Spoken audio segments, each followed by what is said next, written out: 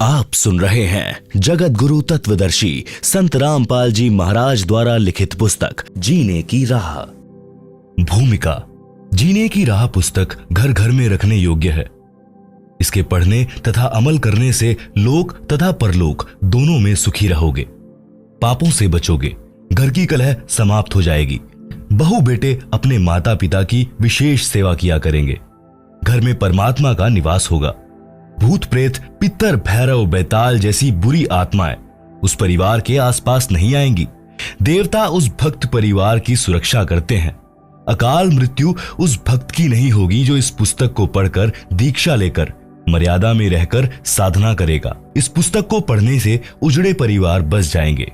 जिस परिवार में यह पुस्तक रहेगी, इसको पढ़ेंगे, जिस कारण से नशा अपने आप छूट जाएगा, क्योंकि इसमें ऐसे प्रमाण हैं जो आत्मा को छू जाते हैं। शराब, तंबाकू तथा अन्य नशे के प्रति ऐसी घृणा हो जाएगी कि इनका नाम लेने से रूह कांप जाया करेगी। पूरा परिवार सुख का जीवन जिएगा। जीवन का सफर आसानी से तय होगा, क्योंकि जीवन का मार्ग साफ हो जाता है। इस पुस्तक में पूर्ण परमात्मा कौन है, उसका नाम क्या है, उसकी भक्ति कैसी है, सब जानकारी मिलेगी। मानव जीवन सफल हो जाएगा। परिवार में किसी प्रकार की बुराई नहीं रहेगी। परमात्मा की कृपा सदा बनी रहेगी। जीने की राह उत्तम मिलने से यात्रा आसान हो जाएगी। जो इस पुस्तक को घर में नहीं रखेगा, वह जीवन की राह उत्तम न मिलने से संसार रूपी वन में भटककर अनमोल जीवन नष्ट करेगा। परमात्मा के घर में जाकर पश्चाताप के अतिरिक्त कुछ हाथ नहीं लगेगा। उस समय आपको पता चलेगा कि जीने की राह उत्तम न मिलने से जिंदगी बर्बाद हो गई। फिर आप परमात्मा से विनय करेंगे कि हे प्रभु, एक मानव जीवन और बख्श दो। मैं सच्चे मन से सत्य भक्ति करूंगा। जीवन की सच्ची राह की खोज करने सत्संग में जाया करूंगा। आजीवन भक्ति करूंगा, अपना कल्याण करवाऊंगा। उस परमात्मा के दरबार में आपके पूर्व के जन्मों की फिल्म चलाई जाएगी, जिनमें आप प्रत्येक बार जब जब मानव जीवन प्राप्त हुआ था, आपने यही कहा था कि एक मानव जीवन और दे दो, कभी बुराई नहीं करूंगा, आजीवन भक्ति भी करूंगा, घर का कार्य निर्वाह के लिए भी करूंगा, पूर्ण सद्गुरु से दीक्षा लेकर कल्याण करवाऊंगा। जो गलती अब के मानव जीवन में हुई है, कभी नहीं दोहराऊंगा या दोहराऊंगी। फिर परमात्मा जी कहते हैं कि अपने आप को तो मूर्ख बनाकर जीवन नष्ट करके आ खड़ा हुआ पापों की गाड़ी भरकर मुझे भी मूर्ख बनाना चाहता है। चल नरक में। फिर 84 लाख प्रकार के प्राणियों के शरीरों में चक्र लगा।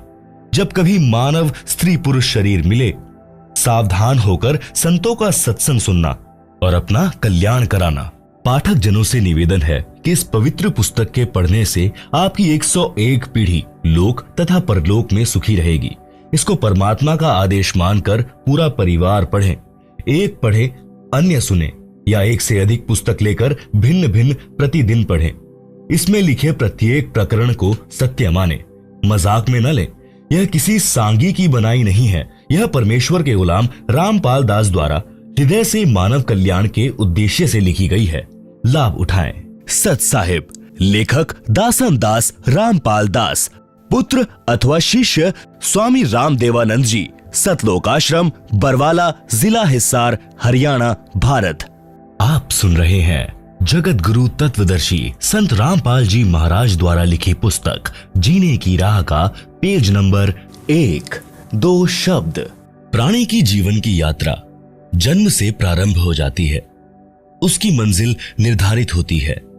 यहाँ इस पवित्र पुस्तक में मानव जीवन की यात्रा के मार्ग पर विस्तार पूर्वक वर्णन है। मानव यानी स्त्री पुरुष की मंजिल मोक्ष प्राप्ति है। उसके मार्ग में पाप तथा पुण्य कर्मों के गड्ढे तथा कांटे हैं। आप जी को आश्चर्य होगा कि पाप कर्म तो बाधक होते हैं, पुण्य तो सुखदायी होते हैं। इनको गड्ढे कहना उचित नहीं। इसका संक्षिप्त वर्णन। पाप रूपी गड्ढे व कांटे। मानव जीवन परमात्मा की शास्त्र विधि अनुसार साधना करके मोक्ष प्राप्त करने के लिए प्राप्त होता है। पाप कर्म का कष्ट भक्ति में बाधा करता है। उदाहरण के लिए, पाप कर्म के कारण शरीर में रोग हो जाना, पशुधन में तथा फसल में हानि हो जाना, ऋण की वृद्धि करता है। ऋणी व्यक्ति दिन रात चिंतित रहता है, वह भक्ति नहीं कर पाता। पूर्ण सद्गुरु से दीक्षा लेने के पश्चात परमेश्वर उस भक्त के उपरोक्त कष्ट समाप्त कर देता है। तब भक्त अपनी भक्ति अधिक श्रद्धा से करने लगता है। परमात्मा पर विश्वास बढ़ता है, दृढ़ होता है। परंतु भक्त को परमात्मा के प्रति समर्पित होना चाहिए।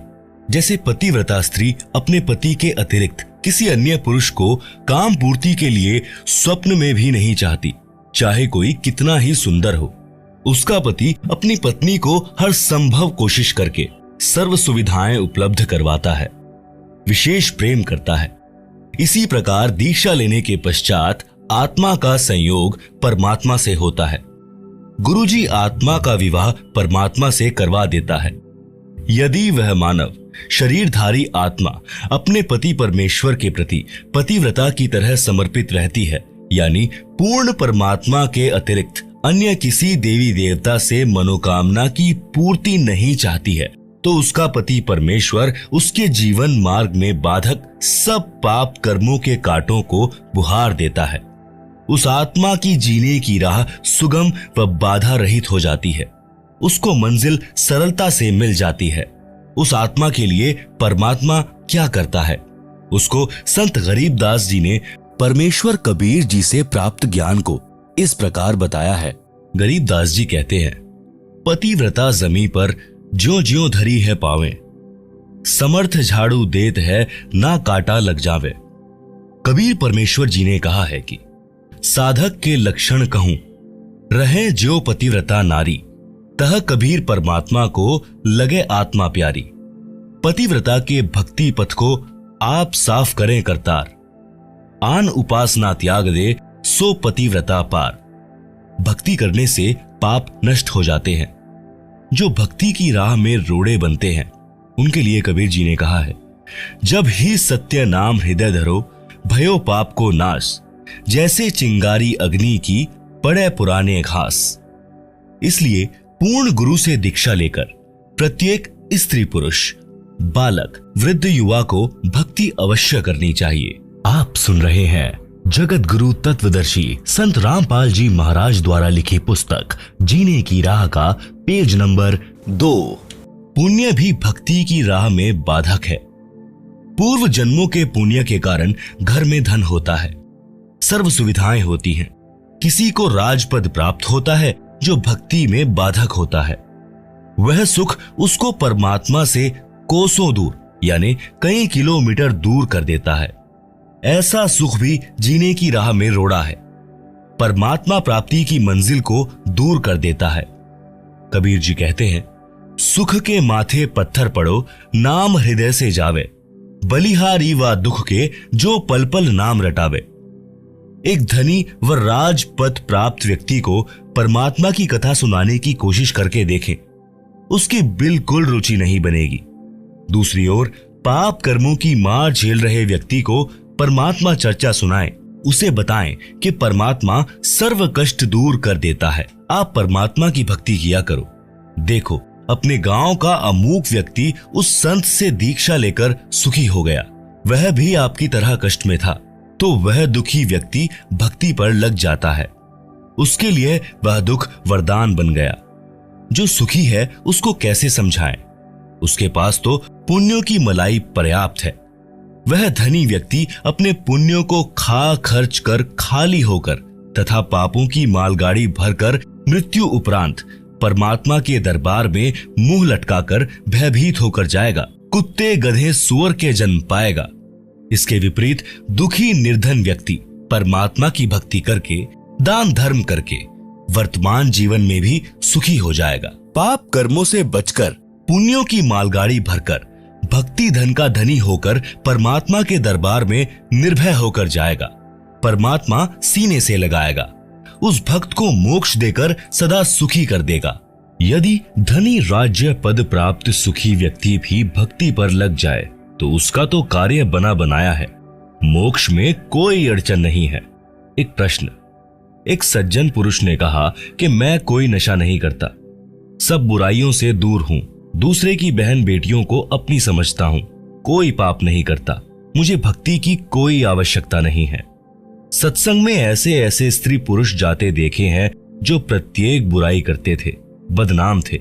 इसका उत्तर, जैसे 2 एकड़ जमीन है, 1 एकड़ को बहाकर संवार रखा है, यानी उसके झाड़ बोझड़े घास काट कर हल या ट्रैक्टर से बहा करके साफ सुथरा कर रखा है और बीज बोया नहीं। दूसरे एकड़ जमीन में सब खरपतवार, झाड़ भोजड़े तथा घास अड़ा खड़ा है, तो दोनों ही व्यर्थ हैं। यदि दूसरे एकड़ को किसी ने संवार कर साफ करके गेहूं बो दिया और पहले साफ किए में कुछ नहीं बोया, तो दूसरा उस पहले वाले से कई गुना उपयोगी है, जिसको संवार कर छोड़ दिया गया और बीज बोया नहीं। आप सुन रहे हैं जगत गुरु तत्वदर्शी संत रामपाल जी महाराज द्वारा लिखी पुस्तक जीने की राह का पेज नंबर 3। इसलिए यदि आप विकार बुराई रहित हैं, तो आप जी को भक्ति बीज बोना पड़ेगा, तभी आप जी के शरीर रूपी जमीन का लाभ होगा। जो बुराई करते थे उनको ज्ञान हुआ और बुराई त्याग कर भक्ति करते हैं, तो उन्होंने अपने जीने की राह बदल ली, साफ कर ली, मंजिल निकट हो गई। आप आगे पढ़ेंगे कि एक वैश्या ने कबीर परमात्मा जी का सत्संग सुना और अपनी राह बदल ली तथा नाम दीक्षा लेकर सत्संग में जाने लगी। नगर के लोगों को अच्छा नहीं लगा, मुंह जोड़कर बातें बनाने लगे कि कबीर के सत्संग में बदनाम औरतें जाती हैं, ये अच्छे संत नहीं हैं। सब ऐसे ही लोग लुगाई इसके सत्संग में जाते हैं, अपनी बहन बेटियों को वहां मत जाने देना। ये विचार लोगों के सुनकर कुछ भक्त भी गुरुजी से गांव वालों की भाषा बोलने लगे। तब परमेश्वर कबीर जी ने बताया, कुश्ती हो संत बंदगी कीजिए, जे हो वैश्या को प्रभु विश्वास, चरण चित्त दीजिए। भावार्थ, यदि किसी भक्त को कुष्ठ रोग है और वह भक्ति करने लगा है, तो भक्त समाज को चाहिए कि उससे घृणा न करे, उसको प्रणाम करे जैसे अन्य भक्तों को करते हैं। उसका सम्मान करना चाहिए, उसका हौसला बढ़ाना चाहिए। भक्ति करने से उसका जीवन सफल होगा, रोग भी ठीक हो जाएगा। इसी प्रकार किसी वैश्या बेटी बहन को प्रेरणा बनी है भक्ति करने की, सत्संग में आने की, तो उसको परमात्मा पर विश्वास हुआ है। वह सत्संग विचार सुनेगी तो बुराई भी छूट जाएगी, उसका कल्याण हो जाएगा, समाज से बुराई निकल जाएगी। यदि वह सत्संग में आएगी ही नहीं, तो उसको अपने पाप कर्मों का एहसास कैसे होगा? जैसे मैला वस्त्र जल तथा साबुन के संपर्क में नहीं आएगा तो निर्मल कैसे होगा? इसीलिए ऐसी बदनाम स्त्री भी भक्ति करती है तो उसको भी विशेष आदर से बुलाएं, ताकि उसको सत्संग में आने में संकोच ना हो। यदि उसको रोकोगे तो आप पाप के भागी बन जाओगे। इससे आगे की कथा में आप इसी पुस्तक जीने की राह में पृष्ठ नंबर 107 पर पढ़ेंगे, जिसकी हेडिंग है कबीर जी द्वारा शिष्यों की परीक्षा। श्रीमद् भागवत गीता के अध्याय 9 श्लोक 30 में भी यही प्रमाण है। लिखा है कि कोई अतिशय दुराचारी व्यक्ति भी है, यदि वह विश्वास के साथ परमात्मा की भक्ति करने लग गया है, तो उसे महात्मा के तुल्य मानना चाहिए। वह संतों के विचार सुनकर सुधर जाएगा और अपना कल्याण करवा लेगा।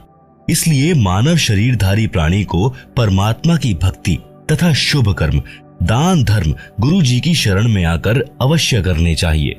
पूज्य कबीर परमेश्वर जी ने कहा है कि मानुष जन्म दुर्लभ है, मिले न बारंबार, तरवर से पत्ता टूट गिरे, बहुर न लागे डार। भावार्थ, कबीर परमात्मा जी ने समझाया है कि हे मानव शरीरधारी प्राणी, यह मानव जन्म स्त्री पुरुष बहुत कठिनता से युगों पर्यंत प्राप्त होता है। ये बार बार नहीं मिलता। इस शरीर के रहते रहते शुभ कर्म तथा परमात्मा की भक्ति कर, अन्यथा यह शरीर समाप्त हो गया तो आप पुनः इसी स्थिति यानी मानव शरीर को प्राप्त नहीं कर पाओगे। जैसे वृक्ष से पत्ता टूटने के पश्चात उसी डाल पर पुनः नहीं लगता। इसीलिए इस मानव शरीर के अवसर को व्यर्थ न गवा। कबीर जी ने फिर कहा, मानुष जन्म पाए कर नहीं रटे हरि नाम, जैसे कुआं जल बिना बनवाया क्या काम। भावार्थ, मानव जीवन में यदि भक्ति नहीं करता तो वह जीवन ऐसा है जैसे सुंदर कुआं बना रखा है। यदि उसमें जल ही नहीं है या जल है तो खारा यानी पीने योग्य नहीं है। उसका भी नाम भले ही कुआं है, परंतु गुण कुएं वाले नहीं हैं।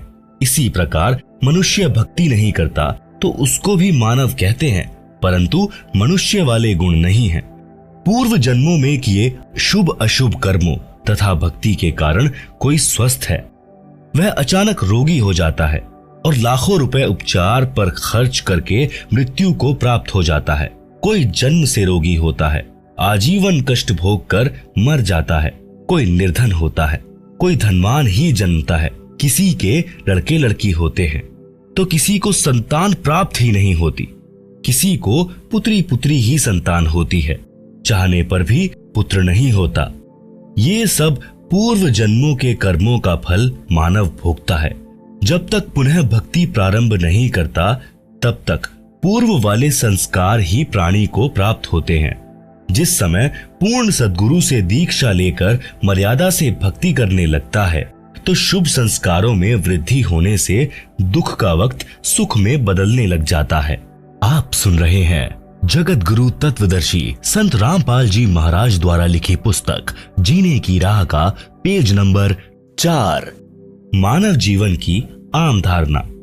जब तक यथार्थ आध्यात्मिक ज्ञान नहीं होता, तो जन साधारण की धारणा होती है कि बड़ा होकर पढ़ लिख कर अपने निर्वाह की खोज करके विवाह कराकर परिवार पोषण करेंगे, बच्चों को उच्च शिक्षा तक पढ़ाएंगे, फिर उनको रोजगार मिल जाए उनका विवाह करेंगे, परमात्मा संतान को संतान दे, फिर हमारा कर्तव्य पूरा हुआ। कई बार गांव या गवांड यानी पड़ोसी गांव के वृद्ध इकट्ठे होते तो आपस में कुशल मंगल जानते। तो एक ने कहा कि परमात्मा की कृपा से 2 लड़के तथा 2 लड़की हैं, कठिन परिश्रम करके पाला पोसा तथा पढ़ाया, विवाह कर दिया, सब के सब बेटा बेटियों वाले हैं। मेरा कार्य पूर्ण हुआ, 75 वर्ष का हो गया हूँ, अब बेशक मौत हो जाए, मेरा जीवन सफल हुआ, वंश बेल चल पड़ी, संसार में नाम रहेगा। इसका विवेचन उपरोक्त प्रसंग में जो भी प्राप्त हुआ वह पूर्व निर्धारित संस्कार ही प्राप्त हुआ, नया कुछ नहीं मिला। आप सुन रहे हैं जगत गुरु तत्वदर्शी संत रामपाल जी महाराज द्वारा लिखी पुस्तक जीने की राह का पेज नंबर 5।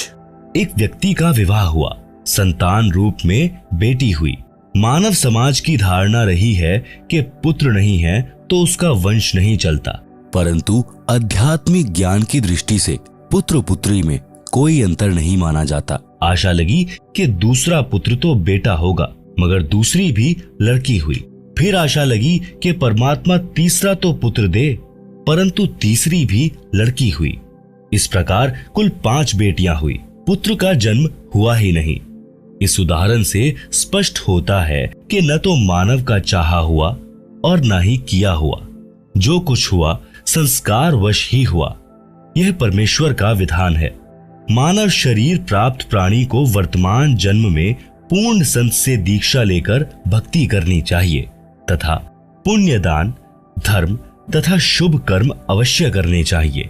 अन्यथा पूर्व जन्म के पुण्य मानव जीवन में खा खर्च कर खाली होकर परमात्मा के दरबार में जाएगा, फिर पशु आदि के जीवन भोगने पड़ेंगे।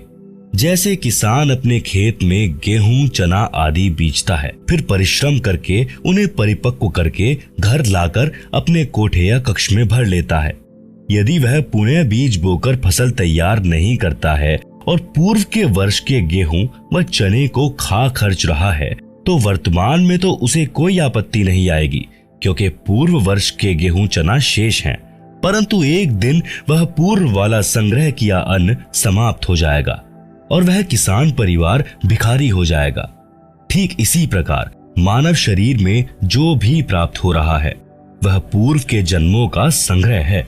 यदि वर्तमान में शुभ कर्म तथा भक्ति नहीं की तो भविष्य का जीवन नरक हो जाएगा। अध्यात्म ज्ञान होने के पश्चात मानव बुद्धिमान किसान की तरह प्रति वर्ष प्रत्येक मौसम में दान धर्म स्मरण रूपी फसल बोएगा तथा अपने घर में संग्रह करके खाएगा तथा बेचकर अपना खर्च भी चलाएगा। यानी पूर्ण गुरु जी से दीक्षा लेकर उनके बताए अनुसार साधना तथा दान धर्म प्रति समागम में करके भक्ति धन को संग्रह करेगा। इसीलिए परम संत मानव को जीने की राह बताता है। उसका आधार सत्य आध्यात्मिक ज्ञान सर्व ग्रंथों से प्रमाणित होता है। जैसा कि पूर्वोक्त प्रसंग में एक वृद्ध ने बताया कि सर्व संतान का पाल पोस कर विवाह कर दिया। मेरे मानव जीवन का कार्य पूरा हुआ, मेरा जीवन सफल हुआ, अब बेशक मौत आ जाए। विचारणीय विषय है कि उसने तो पूर्व का जमा ही खर्च कर दिया, भविष्य के लिए कुछ नहीं किया, जिस कारण से उस व्यक्ति का मानव जीवन व्यर्थ गया।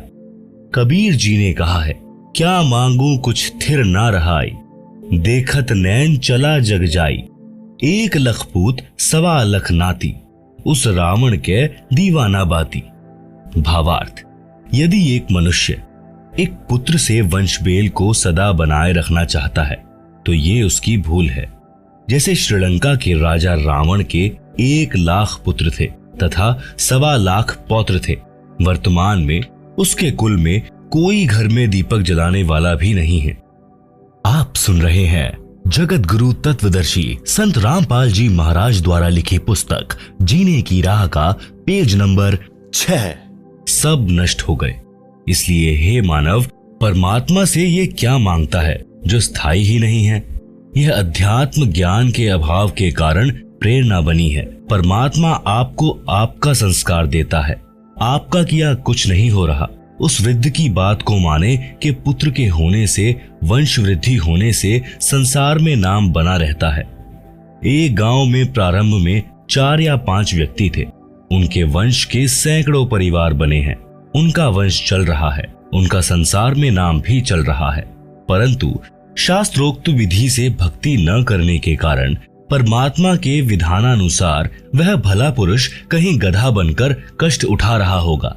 वहां पर गधे के वंश की वृद्धि करके, फिर कुत्ते का जन्म प्राप्त करके, वहां उस कुल की वृद्धि करके, अन्य प्राणियों के शरीर प्राप्त करके असंख्यों जन्म कष्ट उठाएगा। भावार्थ है कि मानव जीवन प्राप्त प्राणी को चाहिए कि सांसारिक कर्तव्य कर्म करते करते आत्म कल्याण का कार्य भी करे, जिस कारण से परिवार से आने वाली पूर्व पाप की मार भी टलेगी, परिवार खुशहाल रहेगा। अन्यथा शुभ अशुभ दोनों कर्मों का फल भोगने से कभी सुख तथा कभी दुख का कहर भी झेलना पड़ता है। एक समय दास यानी लेखक एक गांव में 3 दिन का सत्संग पाठ कर रहा था। उसी परिवार का एक रिश्तेदार एक 4 वर्ष के लड़के को साथ लिए आया। चर्चा में उसने बताया कि मुझे 4 पुत्र 2 पुत्री संतान रूप में प्राप्त हुई, सबका विवाह कर दिया। मेरे जैसा सुखी हमारे गांव में शायद ही कोई था। फिर ऐसी नौबत आई कि 2 वर्ष में घर उजड़ गया। 2 बेटे मोटरसाइकिल पर ससुराल जा रहे थे, दुर्घटना में भगवान के घर चले गए। उनकी पत्नी भी अन्य गांव में विवाह कर दी। 1 वर्ष पश्चात एक पुत्र को खेत में ट्यूबवेल पर रात्रि में सर्प ने डस लिया, मृत मिला। चौथा इस दुख से हृदयघात से चल बसा। सब बहुएं भी चली गई। पत्नी का मानसिक संतुलन बिगड़ गया। ये लड़का बड़ी लड़की का है, जिसके सहारे दिन काट रहा हूं। बेटी को घर पर रखा है। प्रिय पाठकों से निवेदन है कि विवेक से काम ले और मानव जीवन की सच्ची राह पकड़े। भक्ति अवश्य करें। संतान होना या ना होना ये आपके पूर्व के कर्मों का फल है। यदि संतान को धर्म कर्म का ज्ञान नहीं है तो वह चाहे कितनी ही नेक हो, कभी ना कभी गलती कर ही देगी। वह सब पाप कर्मों के कारण होगा। एक व्यक्ति ने बताया कि मेरा ससुर 4 एकड़ का जाट किसान था। उसने दिन रात मेहनत करके कुल 16 एकड़ जमीन खरीद कर बना ली, यानी 12 एकड़ जमीन और मोल ले ली। 4 लड़के थे और एक लड़की थी। सबकी शादी कर दी। 60 वर्ष की आयु में मेरे ससुर जी को अधरंग मार गया। चारों लड़के भिन्न रहते थे। कुछ दिन बड़े बेटे में रहा, परंतु 6 महीने में ही कपड़ों में बदबू आने लगी। फिर तीसरे नंबर वाले के घर में रहा। कुछ दिन बाद उसने भी हाथ खड़े कर दिए। इसी प्रकार चारों पुत्र सेवा से तंग आ गए। गांव की पंचायत ने मेरे ससुर जी की सेवा कराने के उद्देश्य से 2 एकड़ जमीन उसको अधिक देने का फैसला किया, जो बेटा अपने पिता की सेवा करेगा। आप सुन रहे हैं जगत गुरु तत्वदर्शी संत रामपाल जी महाराज द्वारा लिखी पुस्तक जीने की राह का पेज नंबर 7। इस लालच में छोटे वाले ने सेवा करने की बात मान ली। 6 महीने में उसने कहा कि मेरे बस की बात नहीं है। रिश्तेदार इकट्ठे हुए, सब बच्चों को सभी प्रकार से समझाया, परंतु कोई सेवा को तैयार नहीं हुआ। वह भक्त बता रहा था कि मेरा ससुर बोल भी नहीं पा रहा था। जब छोटा पोता सामने आया तो गर्दन के संकेत से कह रहा था कि आजा मेरे पास, लाड करूंगा। यह भूल पड़ी है। बेटों ने तो कर दी मौज, पोतों की कसर बाकी है। उन 2 एकड़ को ठेके पर देकर उसके लिए एक नौकर रखा। दुर्गति से मरा। विचार करें कि ऐसे कमेरे व्यक्ति को ये भी ज्ञान होता कि भक्ति तथा धर्म के बिना मानव जीवन नरक बन जाता है, तो वह उसके साथ साथ परमात्मा की भक्ति भी करता तथा ऐसी दशा को प्राप्त नहीं होता। बच्चे भी सेवा करते। सत्संग में यही शिक्षा दी जाती है। श्रद्धालुओं को दया धर्म का पाठ पढ़ाया जाता है। आश्रम में सत्संग के दौरान वृद्ध, रोगी, अपंग, छोटे बच्चों सहित माताएं, बहनें, बेटियां आती हैं। आश्रम में पुराने भक्तों तथा भक्तमतियों की ड्यूटी लगाई जाती है। वे आने वाले वृद्धों, रोगियों तथा अन्य असहायों की सेवा करते हैं। उनको स्नान कराते हैं, उनके वस्त्र धोते हैं, भोजनालय से भोजन प्रसाद लाकर पंडाल में बैठों को खिलाते हैं। चाय दूध भी वहीं बैठों को लाकर देते हैं। विचार करें कि जो बच्चे सत्संग में जाने वाले तथा बेटी, बहनें, माई व भक्त भाई सत्संग में आने वाले गैरों की सेवा करते हैं, तो वे घर पर अपने माता पिता, भाई बहन, सास ससुर की भी उसी भाव से सेवा करेंगे, क्योंकि उनका स्वभाव बन जाता है। उनके दिलों में दया भरी रहती है। उनको परमात्मा का विधान अच्छी तरह याद होता है। जैसा कि पूर्व में प्रसंग है कि एक कमेरे किसान को अधरंग मारना और बच्चों द्वारा अनदेखा करना। यदि वे लड़के तथा बहुएं सत्संग में जाते तो वे अपने पिता की बहुत सेवा करते। यदि वह किसान परमात्मा की भक्ति करता तो उसका शरीर स्वस्थ रहता और उसकी भक्ति के कारण भजन के तेज से प्रभावित होकर परिवार अपने आप आदर करता है। उदाहरण के लिए साधु संत भक्ति ही करते हैं, जिस कारण गांव का गांव उनका सेवा सत्कार करता है। इसी प्रकार भक्ति करने से परमात्मा की शक्ति अपने आप अन्य को प्रेरित करके भक्त के अनुकूल परिस्थिति बना देती है। इसीलिए भक्ति करने की प्रेरणा संतजन देते हैं। सत्संग से जीने की राह अच्छी बनती है। कबीर परमेश्वर ने फिर बताया है, काया तेरी है नहीं, माया कहां से होए, भक्ति कर दिल पाक से, जीवन है दिन दोए। बिन उपदेश अचंभ है, क्यों जीवत है प्राण, भक्ति बिना कहां ठोर है, ये नर नाही पाषाण।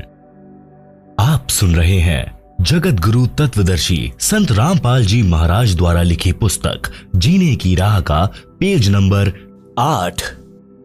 भावार्थ। परमात्मा कबीर जी कह रहे हैं कि हे भोले मानव, मुझे आश्चर्य है कि बिना गुरु से दीक्षा लिए किस आशा को लेकर जीवित है। न तो शरीर तेरा है, ये भी त्याग कर जाएगा, फिर संपत्ति आपकी कैसे है।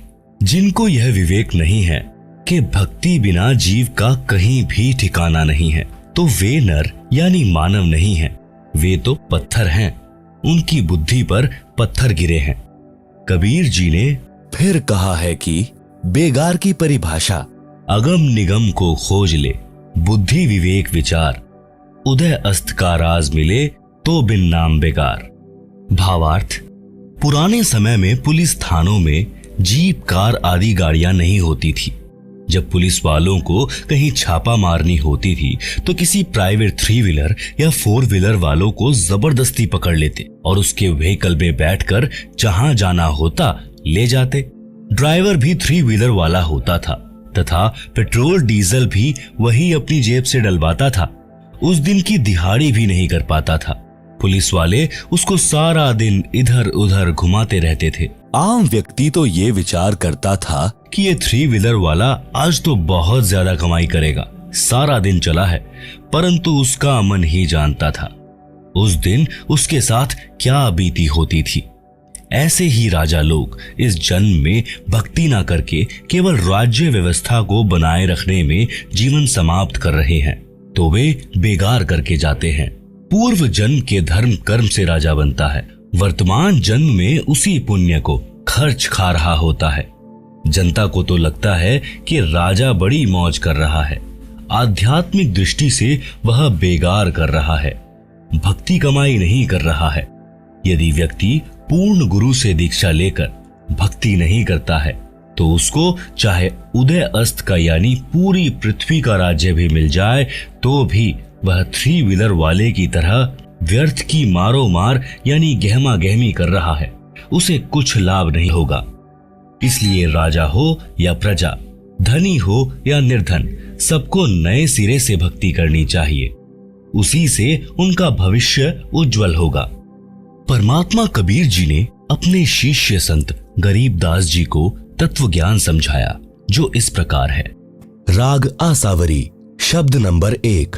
मन तू चल रे सुख के सागर, जहां शब्द सिंधु रत्नागर, कोटि जन्म तोहे मरता होगे, कुछ नहीं हाथ लगा रे, कुकर सुकर खर भया बोरे, कौआ हंस बुगारे, कोटि जन्म तू राजा कीन्हा, मिटी न मन की आशा, भिक्षुक होकर दर दर हांड्या, मिल्या न निर्गुण रासा, इंद्र कुबेर ईश की पदवी, ब्रह्मा वरुण धर्म राया, विष्णुनाथ के पुरकू जाकर बहुर अपूठा आया, असंख्य जन्म तोहे मरता होगे, जीवित क्यों ना मरे रे, द्वादश मध्य महल मठ बोरे, बहुर न देह धरे रे, दो जख बहिस्त सभी तय देखे, राजपाट के रसिया, 3 लोक से तृप्त नाही, यह मन भोगी खसिया, सतगुरु मिले तो इच्छा मेटें, पद मिल पदे समाना,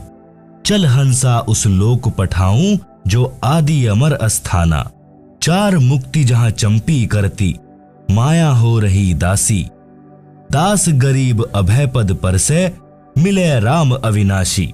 आप सुन रहे हैं जगत गुरु तत्वदर्शी संत रामपाल जी महाराज द्वारा लिखी पुस्तक जीने की राह का पेज नंबर 9। सूक्ष्म वेद की वाणी का भावार्थ। आत्मा और मन को पात्र बनाकर संत गरीबदास जी ने संसार के मानव को समझाया है। कहा है कि यह संसार दुखों का घर है, इससे भिन्न एक और संसार है जहां कोई दुख नहीं है। वह स्थान यानी सनातन परम धाम सत्यलोक है तथा वहां का प्रभु अविनाशी परमेश्वर सुखों का सागर है। सुख सागर अर्थात अमर परमात्मा तथा उसकी राजधानी अमरलोक की संक्षिप्त परिभाषा बताई है। शंखो लहर मेहर की उपजे, कहर नहीं जहां कोई, दास गरीब अचल अविनाशी, सुख का सागर सोई। भावार्थ। जिस समय मैं यानी लेखक अकेला होता हूँ तो कभी कभी ऐसी हिलोर अंदर से उठती है। उस समय सब अपने से लगते हैं, चाहे किसी ने मुझे कितना ही कष्ट दे रखा हो, उसके प्रति द्वेष भावना नहीं रहती, सब पर दया भाव बन जाता है। ये स्थिति कुछ मिनट ही रहती है। उसको मेहर की लहर कहा है। सतलोक अर्थात सनातन परम धाम में जाने के पश्चात प्रत्येक प्राणी को इतना आनंद आता है, वहां पर ऐसी असंख्यों लहरें आत्मा में उठती रहती हैं। जब वह लहर मेरी आत्मा से हट जाती है तो वहीं दुखमय स्थिति प्रारंभ हो जाती है। उसने ऐसा क्यों कहा?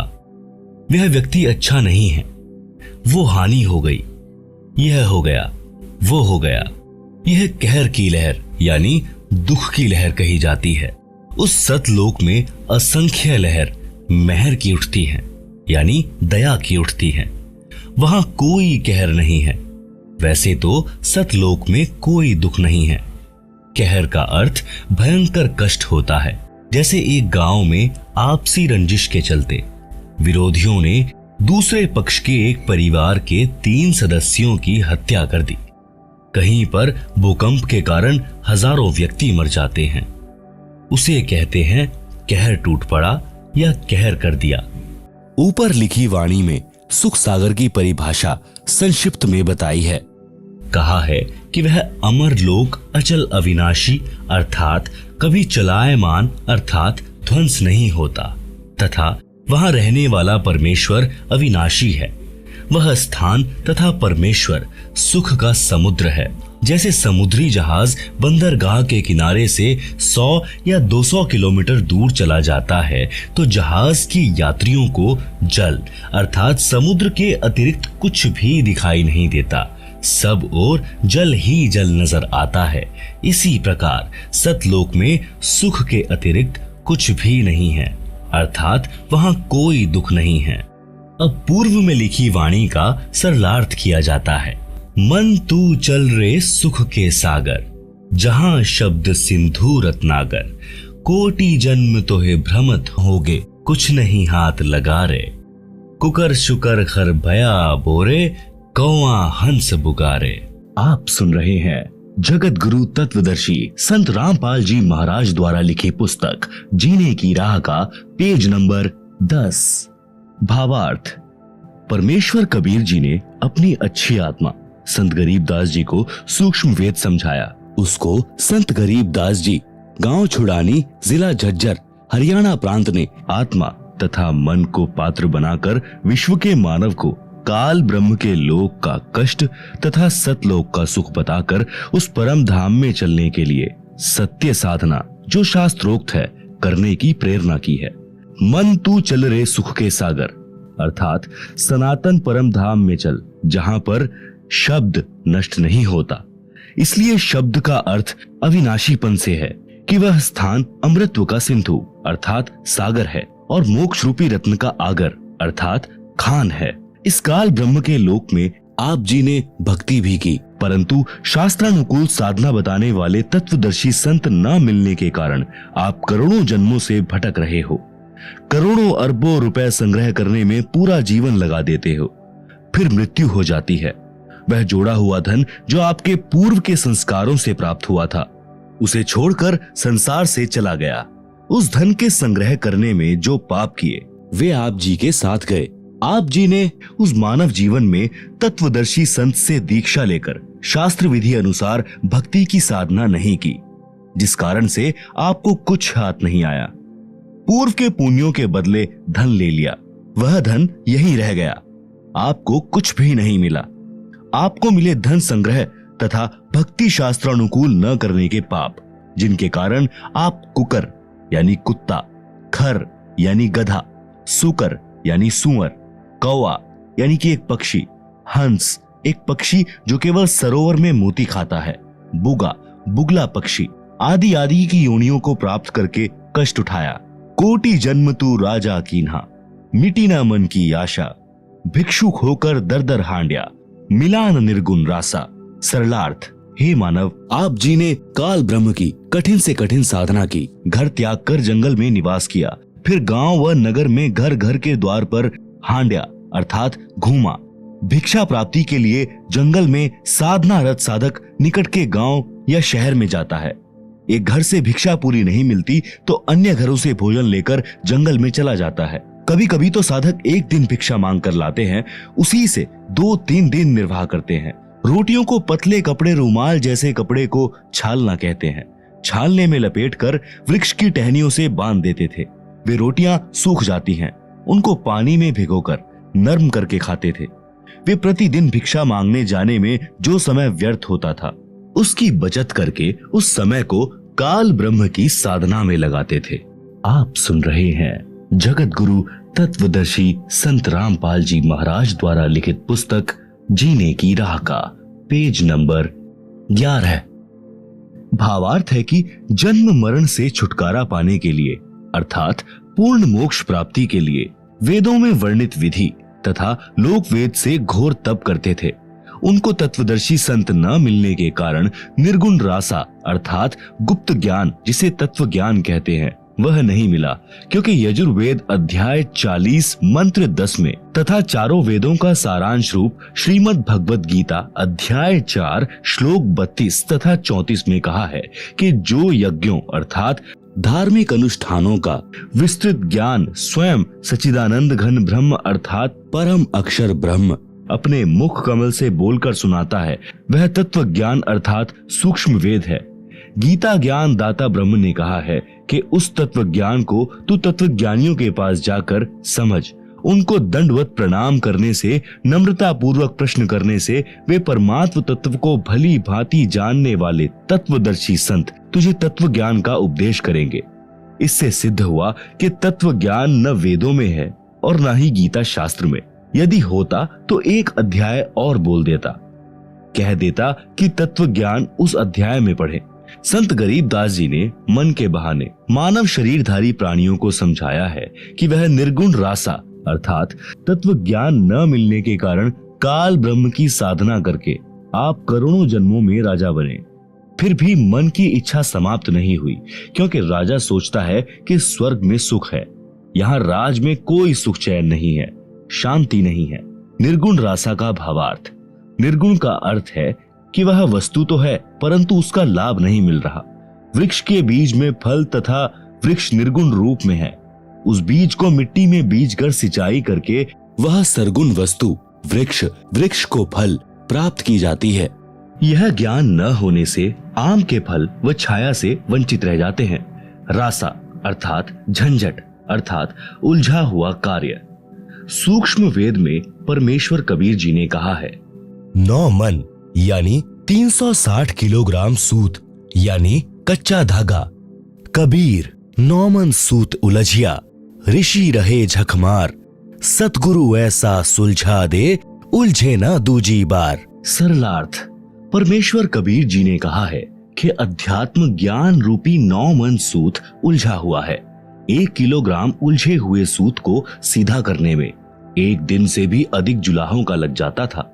यदि सुलझाते समय धागा टूट जाता तो कपड़े में गांठ लग जाती। गांठ गठीले कपड़े को कोई मोल नहीं लेता था। इसलिए परमेश्वर कबीर जुलाहे ने जुलाहों का सटीक उदाहरण बताकर समझाया है कि अधिक उलझे हुए सूत को कोई नहीं सुलझाता था। अध्यात्म ज्ञान उसी 9 मन उलझे हुए सूत के समान है, जिसको सद्गुरु अर्थात तत्वदर्शी संत ऐसा सुलझा देगा जो पुनः नहीं उलझेगा। बिना सुलझे अध्यात्म ज्ञान के आधार से अर्थात लोक वेद के अनुसार साधना करके स्वर्ग नरक 84 लाख प्रकार के प्राणियों के जीवन, पृथ्वी पर किसी टुकड़े का राज्य, स्वर्ग का राज्य प्राप्त किया, पुनः फिर जन्म मरण के चक्र में गिरकर कष्ट पर कष्ट उठाया।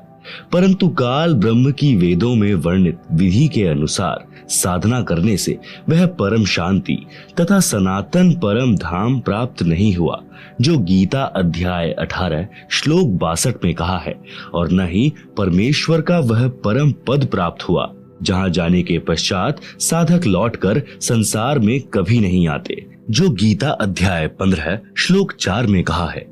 काल ब्रह्म की साधना से निम्न लाभ होता रहता है। वाणी नंबर 3, इंद्र कुबेर ईश की पदवी, ब्रह्मा वरुण धर्मराया, विष्णुनाथ के पुरकू जाकर बहुर अपूठा आया। आप सुन रहे हैं जगत गुरु तत्वदर्शी संत रामपाल जी महाराज द्वारा लिखित पुस्तक जीने की राह का पेज नंबर 12। सरलार्थ, काल ब्रह्म की साधना करके साधक इंद्र का भी पद प्राप्त कर सकता है। इंद्र स्वर्ग के राजा का पद है। इसको देवराज अर्थात देवताओं का राजा तथा सुरपति भी कहते हैं। यह सिंचाई विभाग अर्थात वर्षा मंत्रालय भी अपने अधीन रखता है। एक प्रश्न, इंद्र की पदवी कैसे प्राप्त होती है? उत्तर, अधिक तप करने से तथा 100 मन घी का प्रयोग करके धर्म यज्ञ करने से एक धर्म यज्ञ संपन्न होती है। ऐसी 100 धर्म यज्ञ निर्विघ्न करने से इंद्र की पदवी साधक प्राप्त करता है।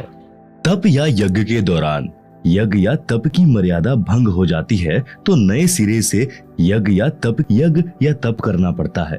इस प्रकार इंद्र की पदवी प्राप्त होती है। एक और प्रश्न, इंद्र का शासन काल कितना है? मृत्यु उपरांत इंद्र के पद को छोड़कर प्राणी किस योनि को प्राप्त करता है? उत्तर, इंद्र स्वर्ग के राजा के पद पर 72 चौकड़ी अर्थात 72 चतुर्युग तक बना रहता है। एक चतुर्युग में सतयुग, त्रेता युग, द्वापर युग तथा कलयुग का समय होता है। जो 17,28,000 प्लस 12,96,000 प्लस 8,64,000 प्लस 4,32,000 क्रमशः सतयुग प्लस त्रेता युग प्लस द्वापर युग प्लस कलयुग का समय अर्थात 43,20,000 वर्ष का समय एक चतुर्युग में होता है। ऐसे बने 72 चतुर्युग तक वह साधक इंद्र के पद पर स्वर्ग के राजा का सुख भोगता है। एक कल्प अर्थात ब्रह्मा जी के एक दिन में यानी कि जो 1008 चतुर्युग का होता है 14 जीव इंद्र के पद पर रहकर अपना किया पुण्य कर्म भोगते हैं। इंद्र के पद को भोगकर वे प्राणी गधे का जीवन प्राप्त करते हैं। एक कथा, मार्कंडेय ऋषि तथा अप्सरा का संवाद। एक समय बंगाल की खाड़ी में मार्कंडेय ऋषि तप कर रहा था। इंद्र के पद पर विराजमान आत्मा को ये शर्त होती है कि यदि उसके शासन काल में 72 चौकड़ी युग के दौरान यदि पृथ्वी पर कोई व्यक्ति इंद्र पद प्राप्त करने योग्य तप या धर्म यज्ञ कर लेता है और उसकी क्रिया में कोई बाधा नहीं आती है तो उस साधक को इंद्र का पद दे दिया जाता है और वर्तमान इंद्र से वह पद छीन लिया जाता है। इसीलिए जहां तक संभव होता है इंद्र अपने शासन काल में किसी साधक का तप या धर्म यज्ञ पूर्ण नहीं होने देता, उसकी साधना भंग करा देता है, चाहे कुछ भी करना पड़े। आप सुन रहे हैं जगत गुरु तत्वदर्शी संत रामपाल जी महाराज द्वारा लिखी पुस्तक जीने की राह का पेज नंबर 13। जब इंद्र को उसके दूतों ने बताया कि बंगाल की खाड़ी में मार्कंडेय नामक ऋषि तप कर रहे हैं, इंद्र ने मार्कंडेय ऋषि का तप भंग करने के लिए उर्वशी यानी कि इंद्र की पत्नी भेजी। सर्व श्रृंगार करके देवपरी मार्कंडेय ऋषि के सामने नाचने गाने लगी। अपनी सिद्धि से उस स्थान पर बसंत ऋतु जैसा वातावरण बना दिया। मार्कंडेय ऋषि ने कोई उत्सुकता नहीं दिखाई। उर्वशी ने कमर का नाड़ा तोड़ दिया, निर्वस्त्र हो गई। तब मार्कंडेय ऋषि बोले, हे बेटी, हे बहन, हे माई, आप यह क्या कर रही हो? आप यहाँ गहरे जंगल में अकेली किस लिए आई? उर्वशी ने कहा कि ऋषि जी मेरे रूप को देखकर इस आरण्य खंड यानी वन खंड के सर्व साधक अपना संतुलन खो गए, परंतु आप डगमग नहीं हुए। न जाने आपकी समाधि कहाँ थी। कृपया आप मेरे साथ इंद्रलोक में चलो, नहीं तो मुझे सजा मिलेगी कि तू हार कर आ गई। मार्कंडेय ऋषि ने कहा कि मेरी समाधि ब्रह्मलोक में गई थी, जहां पर मैं उन उर्वशियों का नाच देख रहा था जो इतनी सुंदर हैं कि तेरे जैसी तो उनकी 7 बांदियां अर्थात नौकरानियां हैं। इसीलिए मैं तेरे को क्या देखता, तेरे पर क्या आसक्त होता। यदि तेरे से कोई सुंदर हो तो उसे ले आ। तब देवपरी ने कहा कि इंद्र की पटरानी अर्थात मुख्य रानी मैं ही हूँ, मुझसे सुंदर स्वर्ग में कोई औरत नहीं है। तब मार्कंडेय ऋषि ने पूछा कि इंद्र की मृत्यु होगी तब तू क्या करेगी? उर्वशी ने उत्तर दिया कि मैं 14 इंद्र भोगूंगी। भावार्थ है कि श्री ब्रह्मा जी के एक दिन में 1008 चतुर्युग होते हैं, जिसमें 72 चतुर्युग का शासन काल पूरा करके 14 इंद्र मृत्यु को प्राप्त होते हैं। इंद्र की रानी वाली आत्मा ने किसी मानव जन्म में इतने अत्यधिक पुण्य किए थे, जिस कारण से वह 14 इंद्रों की पटरानी बनकर स्वर्ग सुख तथा पुरुष सुख को भोगेगी। मार्कंडेय ऋषि ने कहा कि वो 14 इंद्र भी मरेंगे, तब तू क्या करेगी? उर्वशी ने कहा कि फिर मैं मृत्यु लोक यानी पृथ्वी लोक को मनुष्य लोक अर्थात मर्त्य लोक कहते हैं, मैं गधी बन जाऊंगी और जितने इंद्र मेरे पति होंगे वे भी पृथ्वी पर गधे की योनि प्राप्त करेंगे। मार्कंडेय ऋषि बोले, फिर मुझे ऐसे लोक में क्यों ले जा रही थी जिसका राजा गधा बनेगा और रानी गधी की योनि प्राप्त करेगी? उर्वशी बोली कि अपनी इज्जत रखने के लिए, नहीं तो वे कहेंगे कि तू हार कर आई है। मार्कंडेय ऋषि ने कहा कि गधियों की कैसी इज्जत, तू वर्तमान में भी गधी है क्योंकि तू 14 खसम करेगी और मृत्यु उपरांत तू स्वयं स्वीकार रही है कि मैं गधी बनूंगी। गधी की कैसी इज्जत? इतने में वहीं पर इंद्र आ गया, विधानानुसार अपना इंद्र का राज्य मार्कंडेय ऋषि को देने के लिए। कहा कि ऋषि जी हम हारे और आप जीते, आप इंद्र की पदवी स्वीकार करें। मार्कंडेय ऋषि बोले, अरे अरे इंद्र की पदवी मेरे किसी काम की नहीं, मेरे लिए तो काग यानी कौवे की बीट के समान है। मार्कंडेय ऋषि ने इंद्र से फिर कहा कि तू मेरे बताए अनुसार साधना कर, तेरे को ब्रह्मलोक ले चलूंगा। इस इंद्र के राज्य को छोड़ दे। इंद्र ने कहा कि हे ऋषि जी, अब तो मुझे मौज मस्ती करने दो, फिर कभी देखूंगा। आप सुन रहे हैं जगत गुरु तत्वदर्शी संत रामपाल जी महाराज द्वारा लिखी पुस्तक जीने की राह का पेज नंबर 14। पाठक जनों, विचार करो। इंद्र को पता है कि मृत्यु के उपरांत गधे का जीवन मिलेगा, फिर भी उस क्षणिक सुख को त्यागना नहीं चाहता। कहा कि फिर कभी देखूंगा। फिर कब देखेगा? गधा बनने के पश्चात तो कुम्हार देखेगा कि कितना वजन गधे की कमर पर रखना है और कहां से डंडा मारना है। ठीक इसी प्रकार इस पृथ्वी पर कोई छोटे से टुकड़े का प्रधानमंत्री, मंत्री, मुख्यमंत्री या राज्य में मंत्री बना है, या किसी पद पर सरकारी अधिकारी या कर्मचारी बना है, या धनी है, उसको कहा जाता है कि आप भक्ति करो, नहीं तो गधे बनोगे। वे या तो नाराज हो जाते हैं, कहते हैं कि हम क्यों बनेंगे गधे। फिर से मत कहना, कुछ सभ्य होते हैं, वे कहते हैं कि किसने देखा है गधे बनते हैं। फिर उनको बताया जाता है कि सब संत तथा ग्रंथ बताते हैं, तो अधिकतर कहते हैं कि देखा जाएगा। उनसे निवेदन है कि मृत्यु के पश्चात गधा बनने के बाद आप क्या देखोगे? फिर तो कुम्हार देखेगा कि आप जी के साथ कैसा बर्ताव करना है। देखना है तो वर्तमान में देख, बुराई छोड़कर शास्त्रानुकूल साधना करो, जो वर्तमान में विश्व में केवल मेरे रामपाल दास के पास है। आओ ग्रहण करो और अपने जीव का कल्याण कराओ। ऊपर लिखी वाणी नंबर 3 में बताया है कि इंद्र, कुबेर तथा ईश की पदवी प्राप्त करने वाले तथा ब्रह्मा जी का पद तथा वरुण, धर्मराय का पद प्राप्त करके तथा विष्णु जी के लोक को प्राप्त कर देव पद प्राप्त भी वापस जन्म मरण के चक्र में रहता है। स्वर्ग लोक में 33 करोड़ देव पद हैं। जैसे भारतवर्ष की संसद में 540 सांसदों के पद हैं।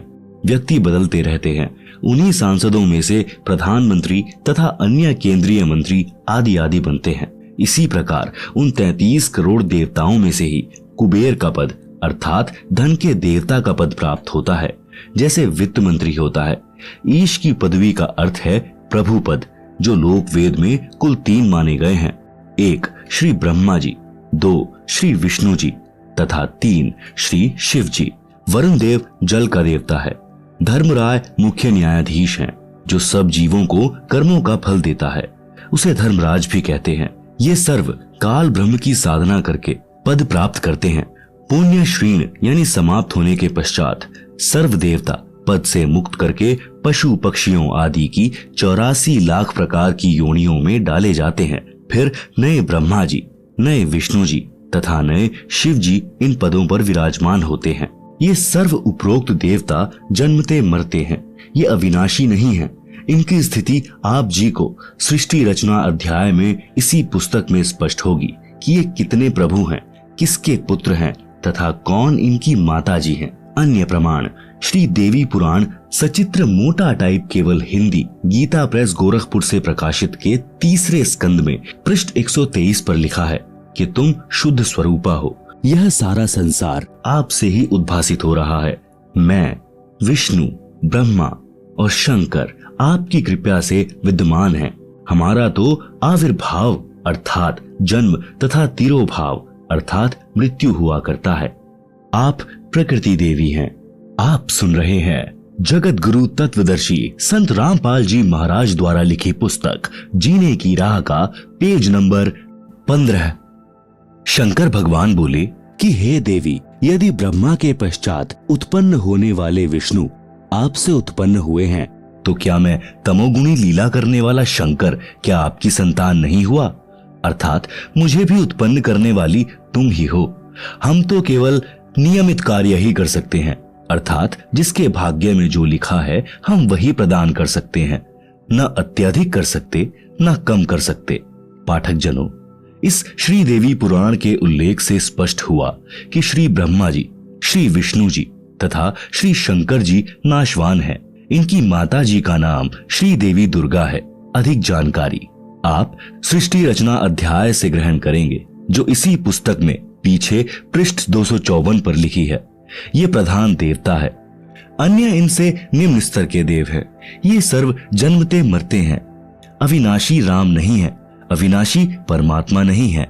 श्रीमद् भागवत गीता अध्याय 10 श्लोक 2 में लिखा है कि गीता ज्ञान दाता काल ब्रह्म ने कहा है कि मेरी उत्पत्ति को ना तो देवता जानते और ना महर्षि जन जानते, क्योंकि इन सब का आदि कारण मैं ही हूं, अर्थात ये सर्व मेरे से उत्पन्न हुए हैं। गीता अध्याय 4 श्लोक 5 में गीता ज्ञान बोलने वाले ने कहा है कि हे अर्जुन, तेरे और मेरे बहुत जन्म हो चुके हैं, तू नहीं जानता, मैं जानता हूं। गीता अध्याय 2 श्लोक 12 में भी स्पष्ट है कि तू, मैं तथा सब राजा सेना पहले भी जन्मे थे, आगे भी जन्मेंगे। गीता अध्याय 14 श्लोक 3 में गीता ज्ञान दाता ने कहा है कि हे अर्जुन, मेरी प्रकृति अर्थात दुर्गा तो गर्भ धारण करती है, मैं उसके गर्भ में बीज स्थापित करता हूं, जिससे सर्व प्राणियों की उत्पत्ति होती है। गीता अध्याय 14 श्लोक 4 में गीता ज्ञान दाता ने कहा है कि हे अर्जुन, नाना प्रकार की सब योनियों में जितने शरीरधारी मूर्तियां उत्पन्न होती हैं, महत प्रकृति तो उन सबकी गर्भ धारण करने वाली माता है। अहम ब्रह्म यानी मैं ब्रह्म बीज स्थापित करने वाला पिता हूं।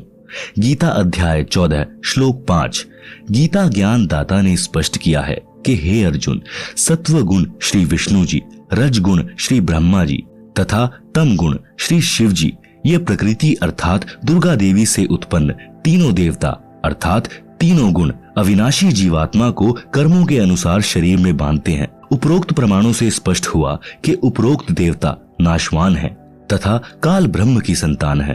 प्रसंग चल रहा है कि वाणी संख्या 3 का सरलार्थ इंद्र, कुबेर, ईश अर्थात ब्रह्मा विष्णु शिव तक की पदवी प्राप्त करके तथा वरुण धर्मराय की पदवी तथा श्री विष्णुनाथ के लोक को प्राप्त करके भी जन्म मरण के चक्र में रहते हैं। आप सुन रहे हैं जगत गुरु तत्वदर्शी संत रामपाल जी महाराज द्वारा लिखी पुस्तक जीने की राह का पेज नंबर 16। मार्कंडेय ऋषि जी ब्रह्म साधना कर रहे थे, उसी को सर्वोत्तम मान रहे थे, इसीलिए इंद्र को कह रहे थे कि आ, तेरे को ब्रह्म साधना का ज्ञान कराऊं। ब्रह्मलोक की तुलना में स्वर्ग का राज्य हलवे की तुलना में जैसे कौवे की बीट है।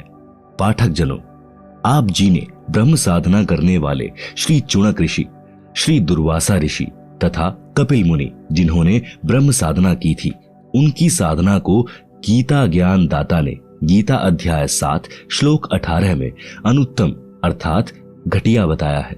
उसी श्रेणी की साधना मार्कंडेय ऋषि जी की थी, जिसको अति उत्तम मान कर रहे थे तथा इंद्र जी को भी राय दे रहे थे कि ब्रह्म साधना कर ले। सूक्ष्म वेद में कहा है कि औरों पंथ बतावही आप न जाने रहा, मोती मुक्ता दर्शत नाही, ये जग है सब अंधरे, दिखत के तो नैन जिसम है, फिरा मोतिया बिंदरे। वेद पढ़े पर भेद न जाने, बांचे पुराण 18, पत्थर की पूजा करें, भूले सिरजनहारा। वाणी नंबर 1 का भावार्थ अन्य को मार्गदर्शन करते हैं, स्वयं भक्ति का मार्ग ज्ञान नहीं। वाणी नंबर 2 का भावार्थ तत्वदर्शी संत के अभाव के कारण मोती मुक्ता यानी मोक्ष रूपी मोती अर्थात मोक्ष मंत्र दिखाई नहीं देता। यह सर्व संसार अध्यात्म ज्ञान नेत्रहीन अंधा है। जिस किसी को मोतियाबिंद जो एक प्रकार का नेत्र रोग है, जिसमें आंखें स्वस्थ दिखाई देती हैं, परंतु उस रोगग्रस्त व्यक्ति को कुछ दिखाई नहीं देता। यह उदाहरण देकर बताया है कि फर्राटेदार संस्कृत भाषा बोलते हैं, लगते हैं महाविद्वान हैं, परंतु सदग्रंथों के गूढ़ रहस्यों को नहीं जानते। इनको अज्ञान रूपी मोतियाबिंद हुआ है। वाणी नंबर 3 का भावार्थ वेदों को पढ़कर कंठस्थ करने वाले वेदों के गूढ़ रहस्यों को न समझकर उनके विरुद्ध साधना करते कराते हैं। वेदों में पत्थर की मूर्ति की पूजा का कहीं उल्लेख नहीं है। वे वेदों के विद्वान कहलाने वाले पत्थर पूजा करते तथा कराते हैं। वेदों में वर्णित सिरजनहार को भुला दिया है। श्रीमद् भगवत गीता अध्याय 4 श्लोक 25 से 29 तक यही बताया है कि जो साधक जैसी भी साधना करता है उसे उत्तम मान कर रहा होता है। सर्व साधक अपनी अपनी भक्ति को पाप नाश करने वाली जानते हैं। गीता अध्याय 4 श्लोक 32 में स्पष्ट किया है कि यज्ञों अर्थात धार्मिक अनुष्ठानों का ज्ञान स्वयं सच्चिदानंद घन ब्रह्म ने अपने मुख कमल से बोली वाणी में विस्तार के साथ कहा है। वह तत्व ज्ञान है जिसे जानकर साधक सर्व पापों से मुक्त हो जाता है।